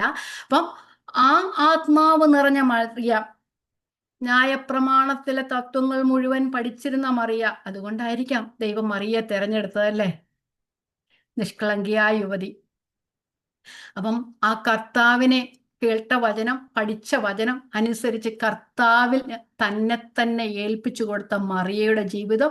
മറിയ ഇപ്പം ഈ വീട്ടിൽ നിന്നുള്ള എല്ലാ കുറ്റങ്ങളും, സമൂഹത്തിൽ നിന്നുള്ള കുറ്റങ്ങളെല്ലാം പഴിയെല്ലാം കേട്ടിട്ട് ഇപ്പൊ മറിയ തിരിഞ്ഞ് ഒരിടത്ത് പോയി ഇരിക്കുകയാണോ ചെയ്യുന്നത്? ഇവിടെ ദൈവത്തെ മഹത്വപ്പെടുത്തുകയാണ് ചെയ്യുന്നത്. ശക്തനായവൻ എങ്കിൽ വലിയ കാര്യം എനിക്ക് വലിയവ ചെയ്തിരിക്കുന്നു, അവന്റെ നാമം പരിശുദ്ധം തന്നെ. അപ്പൊ അങ്ങനെ പറയുവാണ് മറിയയുടെ ജീവിതത്തിൽ എന്തുവായിരുന്നു വേണ്ടേ? ദൈവത്തെ ദുഷിക്കുന്ന ഒരവസ്ഥയായിരുന്നു അല്ലെ, ഈ വഴക്കുകളും വഴികളും എല്ലാം കേൾക്കുമ്പോൾ. പക്ഷെ മറിയ അങ്ങനെയല്ല ചെയ്തത്, ദൈവത്തിന്റെ നാമം മഹത്വപ്പെടുത്തുക. അപ്പൊ അതുകൊണ്ട് ആം, ആ ആത്മാവ് നിറയുമ്പോൾ തന്നെ തന്നെ ദൈവത്തിന് സമർപ്പിക്കുകയും ദൈവത്തെ മഹത്വപ്പെടുത്തുന്ന ഒരു ജീവിത ആ, ഉം, ഒരു ജീവിതമായി തന്നെ. അപ്പൊ ഒരുവൻ ആത്മാവിനാൽ നിറയുക എന്ന് പറഞ്ഞാൽ controlled by the holy spirit. Holy സ്പിരിറ്റിനാൽ കൺട്രോൾഡ് എന്ന് പറഞ്ഞു കഴിഞ്ഞാൽ ദൈവത്തിന്റെ വചനം, ദൈവത്തിന്റെ പരിശുദ്ധാത്മാവ് നമ്മളിരുന്ന് നമ്മെ പഠിപ്പിക്കുക മാത്രമല്ല, അതനുസരിക്കാനുള്ള കൃപ. അത് നമ്മളെ പഠിപ്പിക്കുന്ന കാര്യം നാം അനുസരിക്കണമെങ്കിൽ നാം സബ്മിസീവായിരിക്കണം. ആ പരിശുദ്ധാത്മാവിനെ നാം അനുസരിക്കണം. അപ്പൊ അതാണ് ആ നമ്മൾ പഴയ നിയമത്തിൽ നിന്ന് ഒരു ഉദാഹരണം ഒന്നുകൂടെ, ഒരു ശിമോൻ പത്രോസിന്റെ ഒരു ശിഷ്യന്റെ ഒരു ഉദാഹരണം പറഞ്ഞിട്ട് മുമ്പോട്ട് പോകാം. അപ്പോൾ ഞാൻ പറഞ്ഞു, നമ്മൾ കർത്താവിൽ നിറയപ്പെടണമെങ്കിൽ നമ്മുടെ പാപങ്ങളെ നാം ഏറ്റുപറയണം. ദൈവ സാന്നിധ്യം നാം അനുഭവിക്കണമെങ്കിൽ നമ്മുടെ പാപങ്ങളെ നാം ഏറ്റുപറയണം. ഉസിയ രാജാവിന്റെ കാര്യം നമുക്കറിയാം, യെശയ്യാവിന്റെ പുസ്തകം 6:1. ആ ദൈവത്തിന്റെ സാന്നിധ്യം അനുഭവിച്ച യെശയ്യാവിനെ കുറിച്ച് പറയുന്നു. ഉസിയ രാജാവല്ല, യെശയ്യാവിനെ കുറിച്ച് വായിക്കാം. ഉസിയ രാജാവ് മരിച്ച ആണ്ടിൽ കർത്താവ് ഉയർന്നും പൊങ്ങിയുള്ള സിംഹാസനത്തിൽ ഇരിക്കുന്നത് ഞാൻ കണ്ടു. അവന്റെ വസ്ത്രത്തിന്റെ വിളുമ്പുകൾ മന്ദിരത്തെ നിറച്ചിരുന്നു. അപ്പോൾ എനിക്ക് അയ്യോ കഷ്ടം, ഞാൻ നശിച്ചു, ഞാൻ ശുദ്ധിയില്ലാത്ത അതരങ്ങളുള്ള ഒരു മനുഷ്യൻ, ശുദ്ധിയില്ലാത്ത അതരങ്ങളുള്ള ജനത്തിന്റെ നടുവിൽ വസിക്കുന്നു. എന്റെ കണ്ണു സൈന്യങ്ങളുടെ യഹോവയായ രാജാവിനെ കണ്ടുവല്ലോ. കർത്താവിനെ കണ്ടപ്പോൾ ലൂക്കോസ് 5:8 ശിമോൻ പത്രോസിന്റെ പ്രതികരണം കർത്താവിനെ ശിമോൻ പത്രോസ് അത് കണ്ട് യേശുവിന്റെ കാൽക്കൽ വീണു. കർത്താവെ, ഞാൻ പാപിയായ ഒരു മനുഷ്യൻ ആകൊണ്ട് എന്നെ വിട്ടുപോകണമേ എന്ന് പറഞ്ഞു. അവിടെ എന്താ സംഭവിച്ചേ? കർത്താവ് പറഞ്ഞു സ്ഥലത്തോട്ട്, കർത്താവ് പറഞ്ഞ സ്ഥലത്തോട്ട് വലയിടാൻ പറഞ്ഞു. ആ വല നിറച്ച് മീൻ കയറി അല്ലേ. അവർക്ക് മീൻ, അന്നത്തെ കാലത്ത് മീൻ പിടിക്കുന്നവർക്ക് മീൻ നിറച്ചു കിട്ടുന്നതാണ് അവരുടെ അധ്വാനത്തിന്റെ ഫലമെന്ന് പറയുന്നത്. അവിടെ അധ്വാനം മുഴുവനും, അല്ലെങ്കിൽ അത്രയും സമ്പത്ത് കിട്ടിയത് അവിടെ ഇട്ടേച്ച് ശിവൻ എന്തോ ചെയ്തത്? അപ്പൊ കർത്താവിനെ കണ്ടപ്പോ എന്താ ആദ്യം മനസ്സിലായത്? സമ്പത്തൊക്കെ അങ്ങ് പൊക്കോട്ടെ, എൻ്റെ പാപം എനിക്ക് മനസ്സിലായി അല്ലേ. അതാണ് നാം കൺട്രോൾഡ് ബൈ എന്ന് പറയുന്നത്. അപ്പം ദൈവത്തിന്റെ സാന്നിധ്യം അനുഭവിക്കുന്നവരും ദൈവത്താൽ നിറയപ്പെട്ടവരും, അല്ലെ ആത്മാവിനാൽ നിറയപ്പെട്ടവർ, അല്ലെങ്കിൽ വചനത്താൽ നിറയപ്പെട്ടവര് അങ്ങനെയാണ് പോകുന്നത്. അപ്പൊ നാം ആത്മാവിനാൽ നിറയപ്പെട്ട, അല്ലെ വചനത്താൽ നിറയപ്പെട്ട ദൈവ സാന്നിധ്യം നാം മനസ്സിലാക്കും. ദൈവം നമ്മിലൂടെയും നാം ദൈവത്തിനു വേണ്ടിയും പ്രവർത്തിക്കുന്നത് നമുക്ക് മനസ്സിലാകും. അത് മാത്രമല്ല, നമ്മെ കാണുന്നവർക്കും മനസ്സിലാകുവാനായിട്ട് ഇടയായിത്തീർന്നു. നാം ദൈവത്തിന് പൂർണ്ണമായും സമർപ്പിക്കുന്ന ജീവിതത്തിലേക്ക് ആയിത്തീരും. നമുക്കറിയാം, ലൂക്കോസിന്റെ സുവിശേഷം 4-ാം അധ്യായം പിശാചിനാൽ പരീക്ഷിക്കപ്പെടുവാനായി എടുക്കണ്ട, ഞാൻ പെട്ടെന്ന് പറഞ്ഞു പോകാം. പിശാചിനാൽ പരീക്ഷിക്കപ്പെടുവാനായി കർത്താവിനെ ദൈവത്തിന്റെ ആത്മാവ് മരുഭൂമിയിലേക്ക് നടത്തിയെന്ന് പറഞ്ഞു. അപ്പം കർത്താവിന് പോകാതിരിക്കാൻ ആത്മാവ് നിറഞ്ഞവനായി, ആ പരിശുദ്ധാത്മാവിന് നിറഞ്ഞവനായി സബ്മിസീവായിട്ടാണ് മരുഭൂമിയിലേക്ക് എന്തിനു വേണ്ടിയാ പോയത്? പിശാചിനാൽ പരീക്ഷിക്കപ്പെടുവാനായിട്ട് കർത്താവ് പോയത് നമുക്കവിടെ കാണുവാനായിട്ട് കഴിയും. അപ്പൊ നമ്മുടെ നമ്മുടെ പ്രതികൂല സാഹചര്യങ്ങളും നാം സംയമനത്തോടെ പ്രവർത്തിക്കുവാനായിട്ട് നമുക്ക് കഴിയും. ആ സ്ഥാനങ്ങളിലൊക്കെ കഷ്ടതയുടെയും ബുദ്ധിമുട്ടുകളുടെയും ഞെരുക്കത്തിൻ്റെയും പല്ല് ഞെരിച്ച് കളയാവുന്ന പല്ല് ഞെരിക്കാവുന്ന സാഹചര്യങ്ങളിൽ പോലും നമുക്ക് സമാധാനത്തോടെ സംയമനത്തോടെ കഴിയുവാനായിട്ട് നമുക്ക് കഴിയും. അപ്പൊ ആത്മാവിനാൽ നിറയപ്പെടുക എന്നല്ല, ഒരു നേരത്ത് അല്ല, നാം ദിവസേന നാം നിറഞ്ഞുകൊണ്ടേ ഇരിക്കുന്നതാണ്. അത് അവരെ കാണുന്നവർക്കും അവരോട് കൂടെയുള്ളവർക്കും മനസ്സിലാകുവാനായിട്ട് കഴിയും. അപ്പൊ നാം നിരന്തരം നിറയണമെന്ന് പറഞ്ഞാൽ നിരന്തരം നമ്മുടെ പാപങ്ങളെ ഏറ്റുപറയുക, നിരന്തരം നമ്മൾ ദൈവത്തിന് സമർപ്പിക്കുക, ജീവിതത്തിന്റെ എല്ലാ മേഖലകളിലും നാം ദൈവത്തെ ആശ്രയിക്കുക. നമ്മളെ നമ്മൾക്ക് സാഹചര്യങ്ങൾ കഴിയാത്തതിലും നമുക്ക് തോന്നും അത് അങ്ങനെയൊക്കെ ഇല്ല എന്നുള്ള കാര്യങ്ങളിൽ പോലും നാം ദൈവത്തിൽ പൂർണ്ണമായിട്ടും ക്ലിങ് ചെയ്യുക. അത് സംഭവിക്കത്തില്ലെന്ന് നമുക്കറിയാം, നമ്മുടെ ബുദ്ധി കൊണ്ട് നമുക്കറിയാം. എങ്കിലും പൗലോസ് പറയുന്നുണ്ട്, ആം, ഏ, 2 കൊരിന്ത്യർ ലേഖനം 1-ാം അധ്യായത്തിലാണെന്ന് തോന്നുന്നു. ആ 1-ാം അധ്യായത്തിലാണ് പറയുന്നത്, ഞങ്ങളിലല്ല ഞങ്ങളിലല്ല, മരിച്ചവരെ ഉയർപ്പിക്കുന്ന ദൈവത്തിൽ തന്നെ ആശ്രയിക്കത്തക്കവണ്ണം ഞങ്ങൾ മരിക്കുമെന്ന് ഞങ്ങൾ ഉള്ളിൽ നിർണയിക്കേണ്ടി വന്നു. മരിച്ചു പോകുമെന്ന് ഞങ്ങൾ നിർണയിച്ച സന്ദർഭത്തില് പക്ഷെ ഞങ്ങളിൽ തന്നെ അല്ല ഞങ്ങൾ ആശ്രയിച്ച്, മരിച്ചവരെ ഉയർപ്പിക്കുന്ന ദൈവത്തിൽ ഞങ്ങൾ ആശ്രയിച്ചു. മരിക്കുമെന്നറിയാം, പക്ഷേ ആശ്രയിച്ചത് എവിടാ? ഞങ്ങളിലല്ല, മരിച്ചവരെ ഉയർപ്പിക്കുന്ന ദൈവത്തിൽ. അപ്പൊ നമ്മുടെ മുമ്പിൽ സാഹചര്യങ്ങൾ നമുക്കറിയാതെ ഒരിക്കലും 110% ഇത് നടക്കത്തില്ലെന്ന് തോന്നിയാലും, പക്ഷെ ആ മരിച്ചവരെ ഉയർപ്പിക്കുന്ന ഒരു ദൈവമുണ്ട്, അല്ലെ? ഇല്ലാത്തതിൽ നിന്ന് എല്ലായ്മയും ഉണ്ടാക്കി തീർത്ത, ഉണ്ടാകട്ടെ എന്ന് പറഞ്ഞപ്പോൾ സകലം ഉണ്ടായി തീർന്ന ആ ഒരു ദൈവത്തിലാണ് നാം ആശ്രയിക്കുന്നത്. അപ്പം പൂർണ്ണമായും ദൈവത്തിൽ ക്ലിങ് ചെയ്യുക. ദൈവവചന നമ്മുടെ ജീവിതം ദൈവവചനത്തിന് ആധാരമായിരിക്കണം നമ്മൾ. എന്നിട്ട് ആത്മാവിന്റെ ഫലം പുറപ്പെടുവിക്കണം. അപ്പം നാം വചനം പഠിച്ചു, നിറച്ചു, പക്ഷെ ആ വചനം നിറഞ്ഞത് നമ്മുടെ ജീവിതത്തിൽ നാം പ്രാവർത്തികമാക്കേണ്ടത് ആണ്. അപ്പം എല്ലാ വിശ്വാസിയെ സംബന്ധിച്ച് ഇതൊരു ദൈവഹിതമാണ്, ആത്മാവിനാൽ നിറയപ്പെടുക എന്ന് പറഞ്ഞ്. എന്നെ സംബന്ധിച്ചുള്ള ദൈവഹിതം ഞാൻ അറിഞ്ഞില്ല എന്നാർക്കും പറയുവാനായിട്ടൊക്കത്തില്ല. ആത്മാവ് നിറഞ്ഞവരായി എന്നാ പറയുന്നത്. അപ്പം ഒരാളെ സംബന്ധിച്ചല്ല, എല്ലാ വിശ്വാസിയെ സംബന്ധിച്ചുള്ള ദൈവഹിതമാണ് ആത്മാവിനാൽ നിറയപ്പെടുക എന്നുള്ളത്. അപ്പൊ അതിന് നാം വേണ്ട എന്താ? തുടർച്ചയായ അനുസരണം വേണം, നമ്മുടെ സമർപ്പണം വേണം, നമ്മുടെ ദൈവത്തിലുള്ള ആശ്രയം വേണം. ഇത് നമ്മൾ ബോധപൂർവം നാം സബ്മിറ്റ് ചെയ്യണം. നാം ബോധപൂർവം ആത്മാവിന്, ദൈവവചനത്തിന് നമ്മെ സബ്മിറ്റ് ചെയ്യുക. അത് നമ്മൾ എന്നിട്ട് സ്നേഹം നിറഞ്ഞ അനുസരണം കാണിക്കണം. അതെ, നാം സന്തോഷത്തോടു കൂടെ ചെയ്യണം. എനിക്കിഷ്ടമില്ലാത്തതുപോലെയല്ല, എനിക്ക് വെറുതെ ഞാൻ ദൈവത്തിന്റെ വചനത്തിൽ പറഞ്ഞിരിക്കുന്നു എന്ന് പറഞ്ഞല്ല, സന്തോഷത്തോടു കൂടി ദൈവത്തിന്റെ കൂട്ടായ്മയിലായിരിക്കണം. തന്നെത്താൻ ഒഴിച്ച് നമുക്ക് വേണ്ടി, കാൽവറിയിൽ നമുക്ക് വേണ്ടി മരണത്തോളം അനുസരണ ഉള്ളവനായി തീർന്ന പുത്രനെ പോലെ നാം നമ്മെ തന്നെ ഒഴിക്കുകയാണെങ്കിൽ നാം ആത്മാവിനാൽ അല്ലെങ്കിൽ വചനത്താൽ, ക്രിസ്തുവിനാൽ നാം നിറയപ്പെടും. ഇനി നമുക്ക് മുമ്പോട്ട് പോകാം. അപ്പൊ ആത്മാവിനാൽ നിറയുക എന്ന് പറഞ്ഞാൽ കൺട്രോൾഡ് ബൈ ദ സ്പിരിറ്റ് എന്ന് പറഞ്ഞാൽ വചനത്താൽ നാം നിറയുക. നമ്മെ തന്നെ ഒഴിച്ചു കളഞ്ഞിട്ട് വചനത്താൽ നിറച്ച്, വചനത്താൽ കൺട്രോൾഡ്, വചനത്താലും ദൈവത്തിന്റെ ആത്മാവിനും. കാരണം വചനം നമ്മൾ ചെയ്യണം, പഠിക്കണമെങ്കിൽ ദൈവത്തിന്റെ ആത്മാവ് വേണം, അല്ലെ? വചനം എഴുതിയത് ദൈവത്തിന്റെ ആത്മാവിനാലല്ലേ? ആ വചനം വേണം. ആ വചനം നമുക്ക് മനസ്സിലാണെങ്കിൽ ആത്മാവ് വേണം. ആ വചനം അനുസരിക്കണമെങ്കിലും നമുക്ക് ആത്മാവിന്റെ സാന്നിധ്യത്താൽ അല്ലാതെ, അല്ലെങ്കിൽ ആത്മാവിന്റെ കൃപയാൽ അല്ലാതെ നമുക്ക് ചെയ്യുവാനായിട്ട് കഴിയത്തില്ല. അപ്പൊ ആത്മാവ് നിറഞ്ഞെന്ന് പറഞ്ഞാൽ കൺട്രോൾ ബൈ. ഓക്കെ, ഇനി നമുക്ക് ആത്മാവ് നിറഞ്ഞവരുടെ സ്വഭാവ സവിശേഷതകളാണ് ഈ വാക്യത്തിൽ പറയുന്നത്. അപ്പൊ ആ 18 മുതൽ 20 വരെയുള്ള വാക്യങ്ങൾ 20 അല്ല 21 അങ്ങോട്ടുള്ളത് മുഴുവൻ അങ്ങനെയാ പറയുന്നത്. ഞാൻ വരാം. അപ്പൊ ആത്മാവ് നിറഞ്ഞയുടെ സ്വഭാവ സവിശേഷതകളാണ് പറയുന്നത്. 1, 2, 3 അക്കങ്ങളായിട്ട് നമ്മൾ അങ്ങനെ അങ്ങ് പഠിക്കാമെങ്കിൽ ഇച്ചിരി എളുപ്പമായിരിക്കും. 1, ആത്മാവ് നിറഞ്ഞയുടെ ഫലങ്ങൾ. 1, ആത്മാവ് നിറഞ്ഞ വിശ്വാസികൾ ആത്മീക ഗീതങ്ങളാൽ തമ്മിൽ സംസാരിക്കുന്നവർ. ആത്മീകമായ വാക്കുകളാൽ തമ്മിൽ സംസാരിക്കുന്നവരും ഹൃദയത്തിൽ സന്തോഷമുള്ളവരും ആയിരിക്കും. ഹൃദയം നിറഞ്ഞു കവിയുന്നതല്ലോ മനസ്സ്, അല്ല വായു പ്രസ്താവിക്കുന്നത്, അല്ലെ? അപ്പൊ നിങ്ങൾ എന്നെ കേൾക്കുന്നുണ്ട്.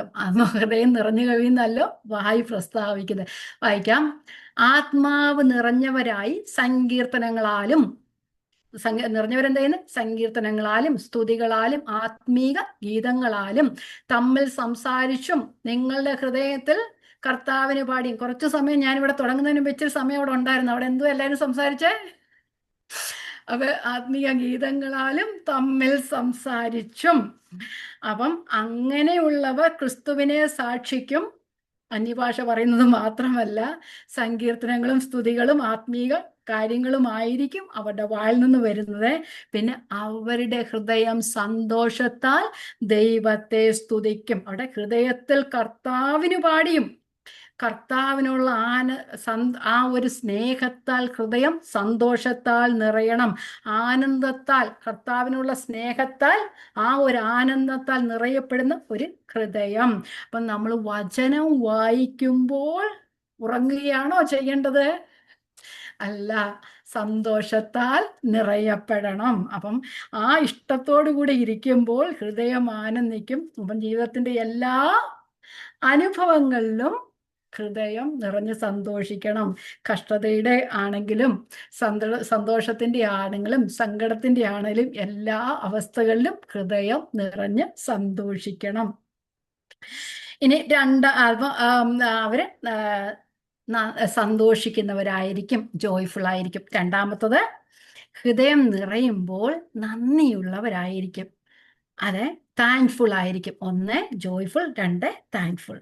അപ്പം സന്തോഷമുള്ളവരായിരിക്കും, നന്ദിയുള്ളവരായിരിക്കും. ഇവിടെ പറയുന്നു, അവിടെ എന്തു പറയുന്നേ? നമ്മുടെ ആ കീർത്തനം ചെയ്തും നമ്മുടെ കർത്താവായ യേശുക്രിസ്തുവിന്റെ നാമത്തിൽ ദൈവവും പിതാവും ആയവന് എല്ലായ്പ്പോഴും, ഒരു സമയമാണോ, എല്ലാറ്റിനും വേണ്ടി സ്തോത്രം ചെയ്യുന്നവരായിരിക്കും. എല്ലായ്പ്പോഴും എല്ലാത്തിനും വേണ്ടി.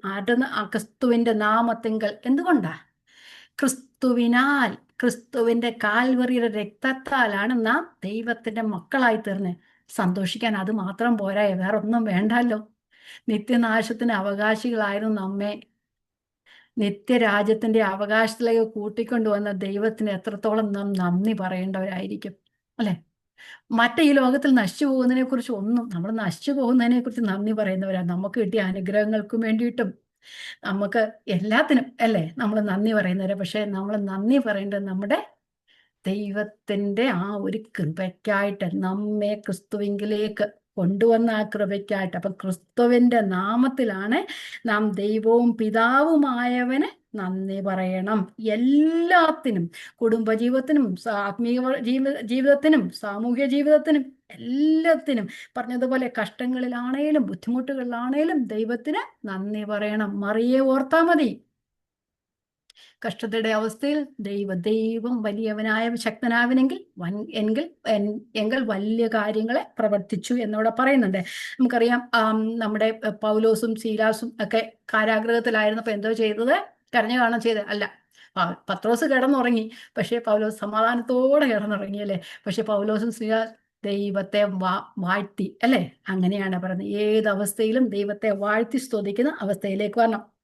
പൗലോസ് പറഞ്ഞതുപോലെ പറഞ്ഞു തീരാത്ത അനുഗ്രഹങ്ങളാ, ദാനങ്ങളാ ദൈവത്തിന് സ്തോത്രം. ഇനി അടുത്തത്,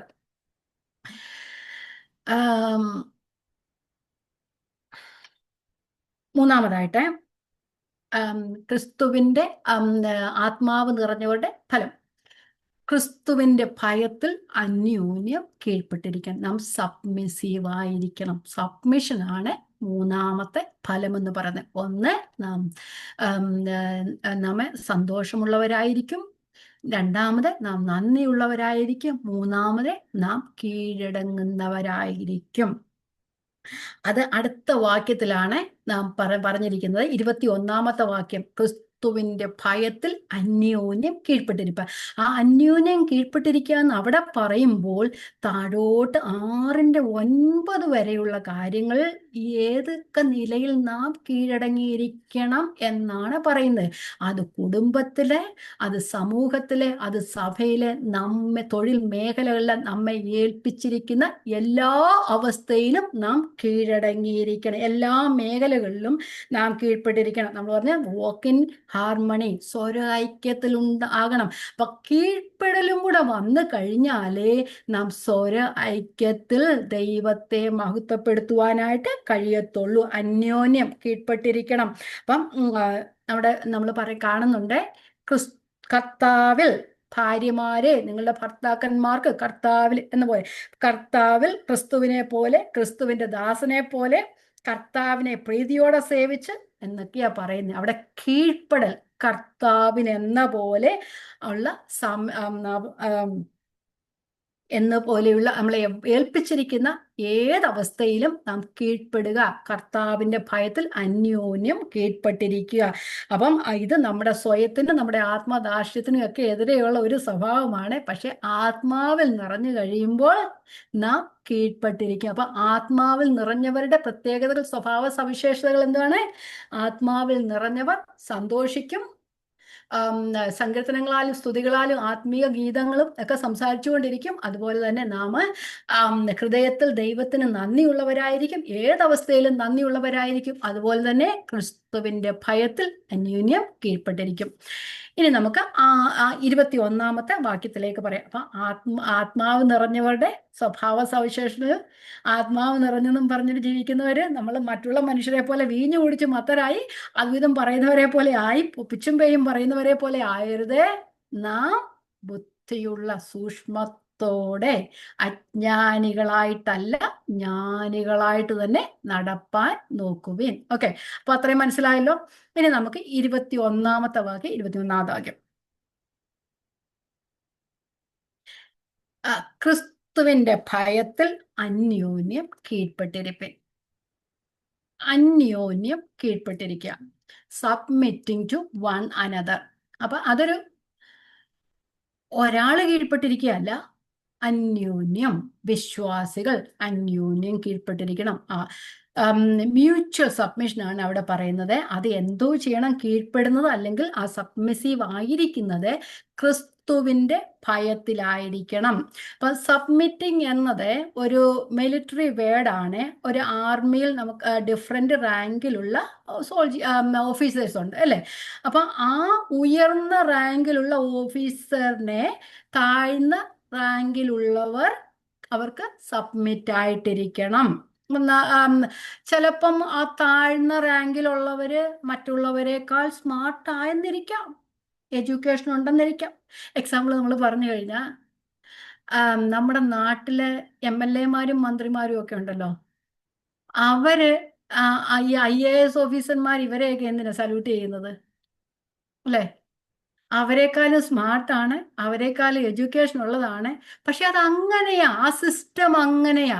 അപ്പം തങ്ങളെക്കാൾ സ്മാർട്ടാണെന്നല്ല, എഡ്യൂക്കേഷൻ ഉണ്ടെന്നല്ല, പദവി ഉണ്ടെന്നല്ല, ആ ഏൽപ്പിച്ചിരിക്കുന്ന ആ സ്ഥാനത്തിന് നാം കീഴ്പ്പെടുക എന്നതാണ്. ഇപ്പൊ സബ്മിസിഷൻ എന്നത് തങ്ങളെക്കാൾ അവർ കുറഞ്ഞവരായതുകൊണ്ടോ മറ്റും അല്ല, അതങ്ങനെയാണ്.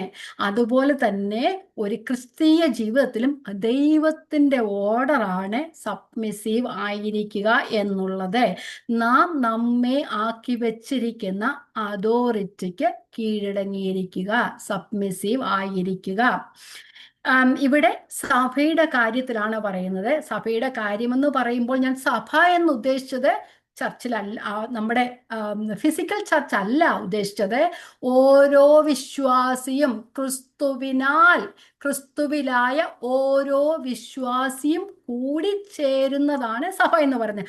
ആ സഭയിലെ ഓരോ അംഗങ്ങളും നമ്മൾ അന്യോന്യം സബ്മിറ്റീവ് ആയിരിക്കണം. നമ്മെ അന്യോന്യം സബ്മിറ്റ് ചെയ്യണം. നമ്മളെ ആക്കിയിരിക്കുന്ന സ്ഥലത്ത് നാം കീഴ്പ്പെട്ടിരിക്കണം. അതാണ് എൻ്റെ അർത്ഥം. നമ്മൾ ഹീബ്രൂസ് 13-ന്റെ എബ്രായ ലേഖനം 13-ന്റെ 17-ാം വാക്യത്തിൽ ഒന്ന് വായിക്കാം. അവിടെ സഭയിലെ ലീഡേഴ്സിനെ കുറിച്ചാണ് പറയുന്നത്. നിങ്ങളെ നടത്തുന്നവരെ അനുസരിച്ച് കീഴടങ്ങിയിരിപ്പീൻ. അവർ കണക്ക് ബോധിപ്പിക്കേണ്ടതാകിയാൽ നിങ്ങളുടെ ആത്മാക്കൾക്ക് വേണ്ടി ജാഗരിച്ചിരിക്കുന്നു. ഇത് അവർ ഞരങ്ങിക്കൊണ്ടല്ല, സന്തോഷത്തോടെ ചെയ്യുവാൻ ഇടവരുത്തുവിൻ, അല്ലാഞ്ഞാൽ നിങ്ങൾക്ക് നന്നല്ല. അപ്പം നമ്മളെ ഏൽപ്പിച്ചിരിക്കുന്ന അധികാരത്തിന് നാം കീഴടങ്ങിയില്ലെങ്കിൽ നാം കണക്ക് ബോധിപ്പിക്കേണ്ടി വരും. അവരും അത് കണക്ക് ബോധിപ്പിക്കേണ്ടി വരും. തങ്ങളെ ഏൽപ്പിച്ച ഉത്തരവാദിത്വം അവർ ചെയ്തില്ല എന്നുണ്ടെങ്കിൽ അവര് കണക്ക് ബോധിപ്പിക്കണം. നാം കീഴടങ്ങി ഇരുന്നില്ല എന്നുണ്ടെങ്കിൽ നാമും ദൈവസന്നിധിയിൽ കണക്ക് ബോധിപ്പിക്കേണ്ടി വരും. അപ്പൊ നാം നമ്മെ ഏൽപ്പിച്ചിരിക്കുന്ന സ്ഥാനത്ത് നാം അവിശ്വസ്തരായിരുന്നാൽ നാം ദൈവത്തോട് കണക്ക് ബോധിപ്പിക്കേണ്ടി വരും. വിശ്വസ്തരായിരുന്നാലും അവിശ്വസ്തരായിരുന്നാലും നാം ചെയ്യുന്ന ഓരോത്തിനും ദൈവത്തോട് കണക്ക് ബോധിപ്പിക്കേണ്ടവരാണ്. ഇത് എല്ലാ മേഖലകളിലും, ഭാര്യ, ഭർത്താവ്, മാതാപിതാക്കൾ, മക്കൾ, എല്ലാവരുടെയും കാര്യങ്ങൾ കുടുംബത്തിലാണ്. നമുക്ക് അടുത്ത വാക്യം വരുമ്പോൾ നമുക്കറിയാം, കുടുംബത്തിലാണ് ആരംഭിക്കുന്നത്. അപ്പൊ അവിടെ തുടങ്ങിയാണ് വെളിയിലേക്ക് പോകുന്നത്. അപ്പൊ എല്ലാ കാര്യങ്ങളിലും സബ്മിസീവ് ആയിരിക്കണം. അപ്പൊ ഇങ്ങനെ വരുമ്പോൾ നാം അന്യോന്യം കരുതുന്നവരും അനുസരിക്കുന്നവരും ഒക്കെ ആയിരിക്കും. അപ്പൊ നാം ഇത് ചെയ്യുന്നത് അന്യോന്യം കരുതുകയും അനുസരിക്കുകയും ചെയ്യുകയല്ല, നാം ദൈവത്തെ അനുസരിക്കുകയാണ്. ഇങ്ങനെ നാം കീഴ്പ്പെട്ടിരിക്കുമ്പോഴും നാം അനുസരിക്കുമ്പോഴും അവരെ അനുസരിക്കുന്നതിൽ അപ്പുറമായി ദൈവം വെച്ചിരിക്കുന്ന ആ ഓർഡറിനെ അല്ലെങ്കിൽ ആ അവസ്ഥയെ നാം അംഗീകരിക്കുകയും നാം അക്സെപ്റ്റ് ചെയ്യുകയും അനുസരിക്കുകയാണ് ചെയ്യുന്നത്. അപ്പൊ നമ്മുടെ സ്വയത്തെ മാറ്റിയാൽ മാത്രമേ നമുക്ക് അങ്ങനെ ചെയ്യുവാനായിട്ട് കഴിയത്തുള്ളൂ. അപ്പം ഒരു വീട്ടിലാണേലും മറ്റുള്ളിടത്താണേലും ഒരു ടീം ആറ്റിറ്റ്യൂഡ്, ചിലവരുണ്ട് ഞാൻ അത് ചെയ്താൽ മാത്രമേ ശരിയാകത്തുള്ളൂ എന്ന് പറയുന്ന അവസ്ഥയല്ല. നാം മറ്റുള്ളവരെയും കൂടെ ഒരുമിപ്പിച്ച് ചെയ്യുന്ന ആണ്. അപ്പൊ അങ്ങനെയാണെങ്കിൽ മറ്റുള്ളവരുടെ കഴിവില് നാം അസൂയപ്പെടാതെ സന്തോഷിക്കാനായിട്ട് നാം കഴിയും. നമ്മളുടെ സാഹചര്യങ്ങളുടെയും കഷ്ടതകളുടെയും ഒക്കെ നടുവില് നമുക്ക് സന്തോഷം കണ്ടെത്തുവാനും ക്രിസ്തുവിന്റെ ഭയത്തിൽ അന്യോന്യം കീഴ്പ്പെട്ടിരിക്കാനായിട്ട് നമുക്ക് കഴിയും. അപ്പം അതിന്റെ അർത്ഥം എന്ന് പറഞ്ഞാൽ ആ ദൈവത്തോടുള്ള ഭയം നമുക്കറിയാമല്ലോ എന്തുവാണെന്ന്. കർത്താവിന്റെ ഭയത്തിൽ, ക്രിസ്തുവിന്റെ ഭയത്തിൽ അന്യോന്യം കീഴ്പ്പെട്ടിരിക്കുക. ദൈവത്തിന്റെ ഭയം എന്ന് പറയുന്നത് നമുക്കറിയാമല്ലോ, സാധാരണ മനുഷ്യരോടുള്ള ഭയമല്ല ദൈവത്തോടുള്ള ഭയം. ദൈവത്തോടുള്ള സ്നേഹമാണ് ഭയമെന്ന് പറയുന്നത്. അപ്പൊ ഞാൻ എൻ്റെ പ്രവൃത്തി മൂലം ഞാൻ ദൈവത്തിന്റെ നാമം ദുഷിക്കപ്പെടുവാൻ ഇടയായി തീരും എന്ന് ഞാൻ ഭയത്തോടെ ഇരിക്കണം. ആ ഭയം എന്നിൽ വേണമെങ്കിൽ എനിക്ക് ദൈവത്തോടുള്ള സ്നേഹം വേണം.